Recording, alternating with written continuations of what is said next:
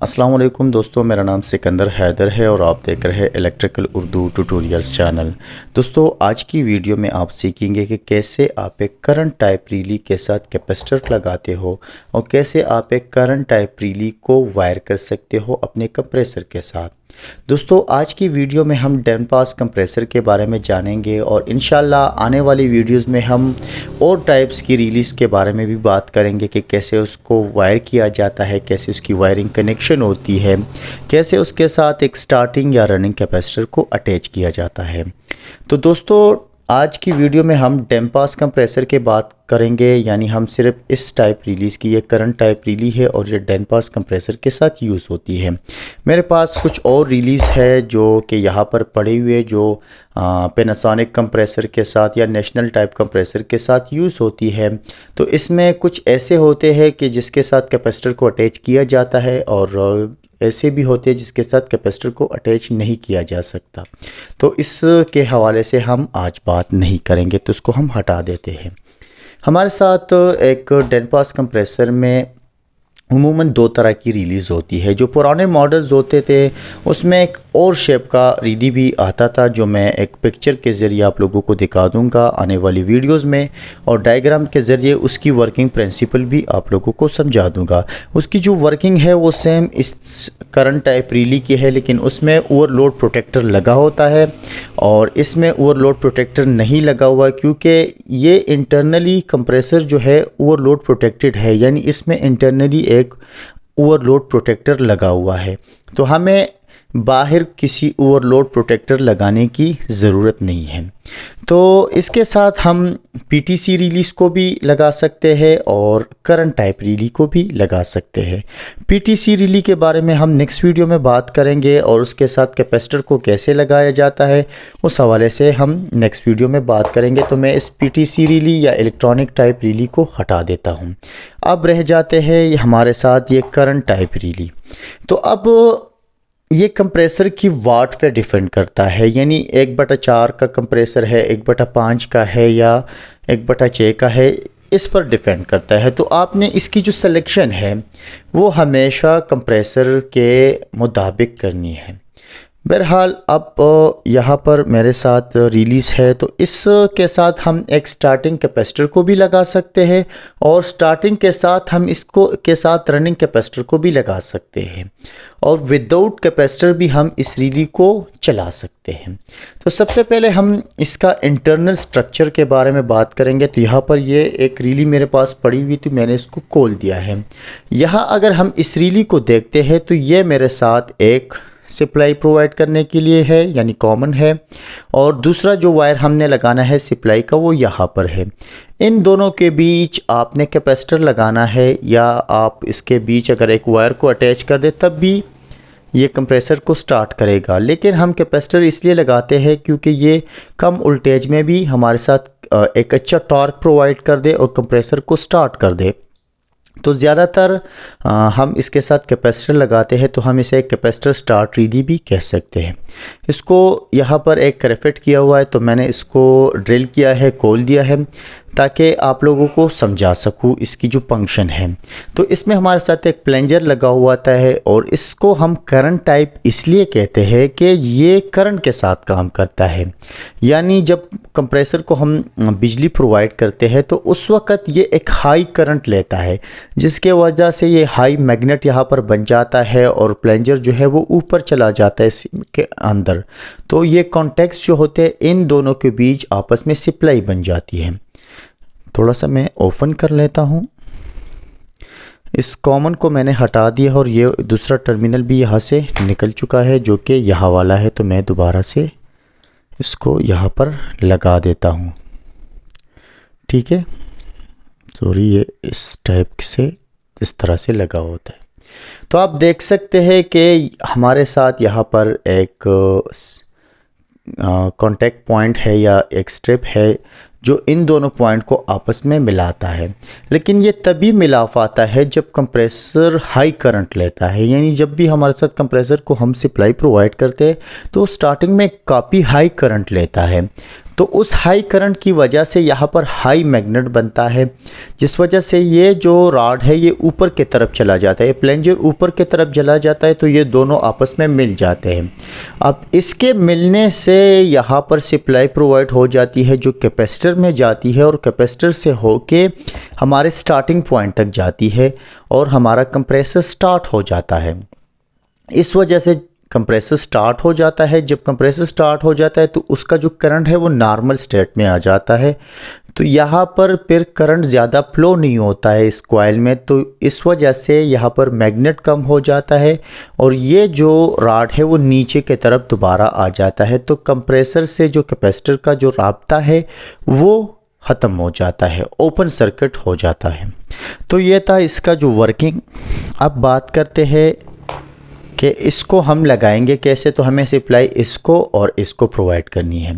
अब जैसे कि मैंने बताया कि ये एक करंट टाइप रिली है, तो मैं दिखा देता हूँ कि जब कंप्रेसर स्टार्ट नहीं होता है तो उस सूरत में हमारे साथ ये हाई करंट लेता है, जिस वजह से ये रिली ऑपरेट होती है।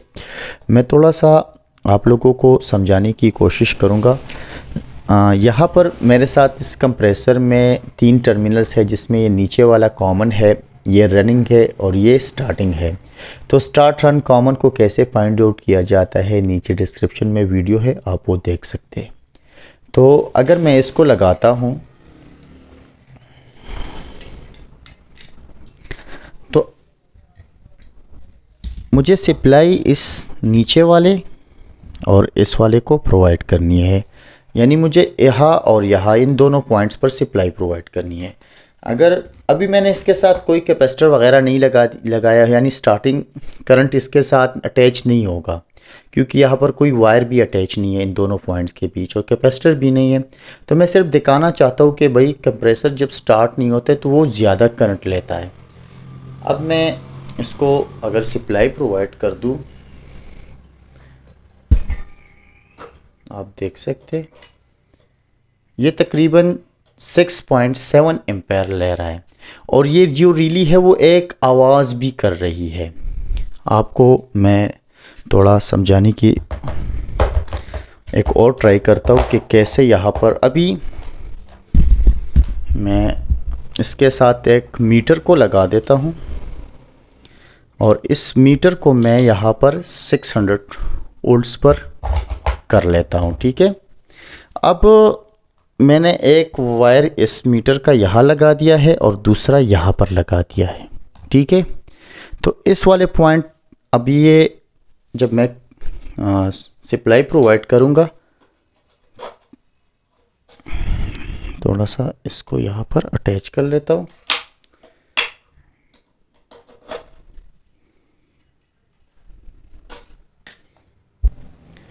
दोस्तों जैसे ही मैं इसको वोल्टेज प्रोवाइड करूँगा, आप देख सकते हैं कि इस पॉइंट पर मेरे साथ अभी आउटपुट आ रही है इस वाले पॉइंट पर, लेकिन ये इस नीचे वाले पॉइंट के साथ इसका कोई कनेक्शन नहीं है, इस पॉइंट का इसके साथ, तो ये कंप्रेसर स्टार्ट नहीं हो रहा है। अब इसके साथ आप एक वायर को भी अटैच कर सकते हैं, लेकिन हमें हमेशा कैपेसिटर को लगाना है और कैपेसिटर को हमने एक स्टार्टिंग कैपेसिटर लगाना है। तो मैं इसको हटा देता हूँ और अब कैपेसिटर की तरफ आते हैं कि हमें कौन सा कैपेसिटर लगाना है। तो ये आपके कंप्रेसर के लोड के हिसाब से लगाना है, यानी आपका कंप्रेसर कितना बड़ा है, उसकी वाट क्या है। तो ज़्यादातर हम 80-110 माइक्रोफैराड का कैपेसिटर यूज़ करते हैं। यहाँ पर आप देख सकते हैं कि 80-110 यूएफ का एक कैपेसिटर है, स्टार्टिंग कैपेसिटर है, यानी हम इसको मुसलसल यूज़ नहीं कर सकते, सिर्फ टार्क के लिए यूज़ कर सकते हैं, स्टार्टिंग करंट के लिए यूज़ कर सकते हैं। दोस्तों 80-110 का मतलब ये है कि भाई ये 80 से लेकर 110 तक माइक्रोफैराड की वैल्यू इस कैपेसिटर की है, तो इसके बीच ही हो सकती है। तो अगर आप इस कैपेसिटर को लगाएंगे इसके साथ, तो मेरे पास ये 2 कैपेसिटर पड़े हुए हैं, ये भी स्टार्टिंग कैपेसिटर है और ये भी स्टार्टिंग कैपेसिटर है, लेकिन ये ख़राब है और ये ठीक है, मैंने मीटर के ज़रिए चेक किया हुआ है। तो अब मुझे इसके साथ ये लगाना है। मुझे एक वायर यहाँ पर अटैच करना है, आप देख सकते हैं, और कैपेसिटर का एक वायर यहाँ पर लगाना है। अब मैं सप्लाई जो है एक वायर यहाँ पर प्रोवाइड करूँगा और एक यहाँ पर प्रोवाइड करूँगा। अब अगर मैं सप्लाई प्रोवाइड करता हूँ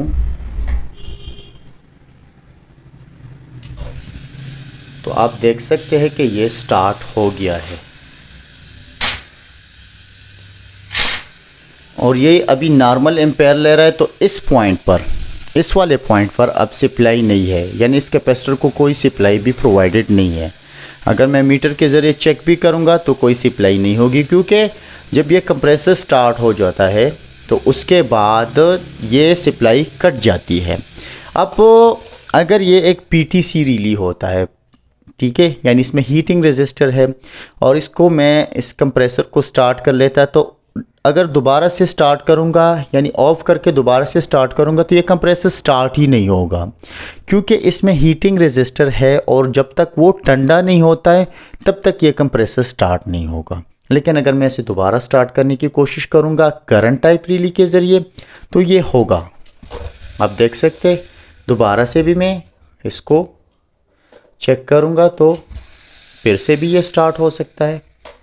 लेकिन इसका मतलब ये नहीं है कि अगर आपके रेफ्रिजरेटर में आप करंट टाइप रिले लगा दें और आपका कंप्रेसर है वो चालू है और आप उसको ऑफ़ करके दोबारा स्टार्ट कीजिए, क्योंकि उस वक़्त गैस का लोड होता है, तो उस सूरत पे फिर कंप्रेसर स्टार्ट नहीं हो पाएगा डायरेक्टली।